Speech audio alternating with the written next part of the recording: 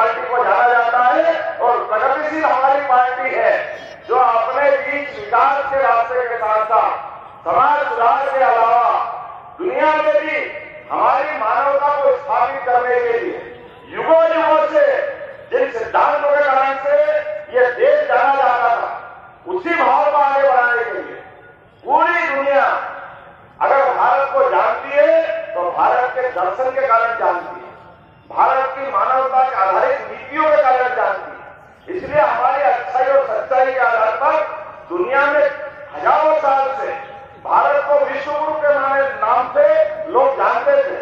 काल के प्रभाव में कई लोगों ने हम पे आक्रमण किए, कई लोग लूटने आए, कई लोगों ने पता नहीं क्या क्या हमारे साथ व्यवहार किया, लेकिन दुनिया जानती है भारत ने अपनी लाइन नहीं बदली, भारत के लोग नहीं बदले। इसलिए इकबाल ने कोई लाइन लिखी है कि कुछ बात है कि हस्ती मिटती नहीं हमारी, वो जो कुछ बात है अपने देश की अच्छाई की वो कदम कदम पे दिखाई देती है। हजारों साल से भारत की जो पहचान बनी आई, अरे हम तो उस देश के वासी हैं जहाँ भगवान राम, भगवान कृष्ण और हमारे ऐसे तमाम ऋषि मुनियों ने अपने जीवन से मानवता को स्थापित करके बताया। इसीलिए एक शब्द माना जाता है कि वसुदेव कुटुंबकम, जिसको वेदों की भाषा में सर्वे भवन्तु सुखिनः, सर्वे सन्तु निरामया। हमारी अपनी जो जिंदगी है ये मानवता दुनिया का भला करने के लिए, हमारी जो अच्छाई हम सबको बांट करके खुश रहने वाली संतानों में से उस ऋषि मुनियों की संतानें हैं जिन्होंने दुनिया का सदैव भला किया।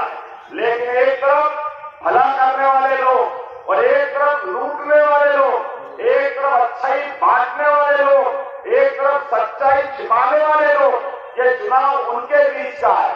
एक तरफ वो सारे लोग जो भारत की अच्छाइयों को नकारते हैं, जो हमारी संस्कृति को नकारते हैं, जो भाई से भाई को लड़ाना जानते हैं, जिनके लिए कुर्सी ही सब कुछ है, दुनिया भर के लूटने वालों से पेट नहीं भरा, ये उनके बाद वाले भी लूटने में लगे हैं। ये उस बात का चुनाव है माननीय नरेंद्र मोदी जी के नेतृत्व में। एक बार जोरदार अभिनंदन करो यशस्वी प्रधानमंत्री नरेंद्र मोदी का, जिनकी अपने जीवन में खुद की पूंजी केवल एक ही पूंजी है, जर्रे जर्रे से रोम रोम से जिनकी भारत माता की जय जयकार निकलती हो, पूरे देश का भला करना चाहते हो और पूरे देश को दुनिया का नंबर 1 देश बनाना चाहते, ऐसे यशस्वी प्रधानमंत्री के लिए चुनाव होने वाला है। जोरदार अभिनंदन करें नरेंद्र मोदी जी के लिए। आप बताइए कौन सा क्षेत्र छूट रहा है हमारे नेता नरेंद्र मोदी के लिए। एक तरफ नरेंद्र मोदी जी का अपना नेतृत्व है, लगातार 2 बार सरकार बनाने के बाद अब तीसरी बार उनके कदम बढ़ रहे हैं और ठोस कदम बढ़ रहे हैं। कदम बढ़ते हुए वो नहीं कहते, कांग्रेस के राष्ट्रीय अध्यक्ष लोकसभा में ही कहते हैं, उनके सामने बोलते हमारा नारा, कांग्रेस वाले बोल रहे हैं अब की बार 400 पार, 400 पार। उनके नेता बोल रहे हैं, जब उनको मालूम है तो हमको नहीं मालूम है क्या? हमको तो पहले मालूम, आएगा तो मोदी अब की बार 400 पार। अब की बार थोड़ा संशोधन भी कर लो। इतना बड़ा मन, लेकिन जो बात कहते वो करके दिखाते हैं। हमको मालूम है हमारे यशस्वी नेता ने जो कहा था, वही देश 142 करोड़ की आबादी का और कितने कठिन काल से निकले, कितनी खराब बीमारी की कोविड की, कोई कल्पना तो करे जहां हॉस्पिटल की व्यवस्था पहले नहीं थी, लोगों की जिंदगी में ऐसी बीमारी देखी न सुनी, लेकिन ऐसे कठिन काल में भी बाढ़ बराबर भी किसी को कष्ट नहीं आने दिया, सबका जीवन सुरक्षित किया। ऐसा यशस्वी नेता नहीं मिलेगा क्या? हमको खुशी होगी तीसरी बार जब वो सरकार बनाएंगे तो राजेश मिश्रा जी उनके साथ खड़े दिखाई देंगे, हमें इस बात की प्रसन्नता। और आप तो इस क्षेत्र के हो जिधर से नारा आया जय श्री राम का। जय जय। श्री राम। काल भी भगवान ने निर्णय किया, माता जी की आज्ञा, पिताजी की आज्ञा मानते हुए कि मुझे अयोध्या छोड़ना है, तो हमारी तो वो धरती है जिसने भगवान राम का भी 11.5 साल पता ही नहीं चला कहाँ गया, हमारे बीच में रहे।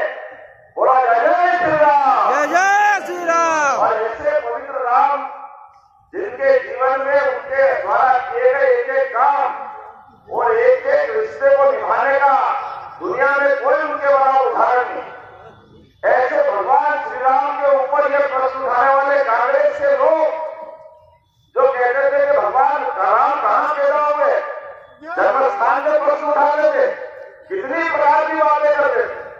चलो भाई कोई बात नहीं, आपका पेट भरा जाए, लेकिन देश को अपमानित करने का प्रयास किया। देश के बहुसंख्यक लोगों को नीचा दिखाने का काम किसने किया है? ये कांग्रेस के पदाधिकारी हो, बोलने वाला कोई दूसरी नहीं, कांग्रेस के महामंत्री, बड़े बड़े वकील, सारे के सारे लोग किताबों के अक्षर छूट के पुलिंदे सुप्रीम कोर्ट, हाई कोर्ट लगा देंगे, कहाँ पैदा हुए, क्यों बनना चाहिए मंदिर, नहीं बनना चाहिए, पता नहीं कितनी बातें कही। लेकिन सुप्रीम कोर्ट न्याय व्यवस्था को धन्यवाद देना चाहूंगा। हमारे दिए गए तर्कों के आधार पर माननीय न्यायालय ने फैसला कर दिया। जब माननीय न्यायालय फैसला कर दे तब तो मान लो भाई, लेकिन ये मानने वाले नहीं। फैसला करने के बाद भी इतने दुर्भाग्य के साथ कहना पड़ेगा, जब शिलान्यास हुआ आज तो नामांकन भरने का मामला, हमारी अपनी सरकार ने एक एक एजेंडा, 40,000 लोगों की हत्या हुई जम्मू कश्मीर में। एक गलती करी जवाहरलाल नेहरू ने, देश के अंदर 600 रियासतें मिली थी, लेकिन रियासत मिलने में अपनी दोस्ती के अलावा शेख अब्दुल्ला से उनकी दोस्ती थी। उन्होंने कहा ये देश आजाद हो गया, मैं प्रधानमंत्री बनूंगा, तुम भी प्रधानमंत्री बनो। जबरदस्ती से धारा 370 लगाकर बहुत सारे कारण बना दिए। मुझे इस बात का दुख है कि वो एक गलत निर्णय जिसमें उस समय हमारे राष्ट्रीय अध्यक्ष डॉक्टर श्यामा प्रसाद मुखर्जी ने विरोध किया था, भारत सरकार के मंत्री होने के बावजूद भी इस्तीफा दिया था और उन्होंने कहा यह बहुत गलत निर्णय है, इस निर्णय को बदलो, और अगर हम नहीं बदलोगे तो मैं जाकर के इस निर्णय का विरोध करूंगा। मुझे इस बात की प्रसन्नता, हमारी पार्टी वो पार्टी है जिसका पहला अध्यक्ष भी देश विरोधी नीतियों के लिए अपने प्राण की बाजी लगा करके देश को आगाह करता है। पहला सत्याग्रह ऐसा हुआ जिसमें जिनने नेतृत्व किया उनकी खुद की जान गई, लेकिन पूरे देश के ऊपर चेतना आई। दुर्भाग्य से कांग्रेस ने बदला नहीं, लगातार उस नीति को पाले रखा, जिसके कारण बंबई, दिल्ली, जहां जहां कहां आतंकवादी हमले करते थे। अब आज एक भी हमले हो रहे क्या? 40,000 लोगों की हत्या जम्मू कश्मीर में हुई।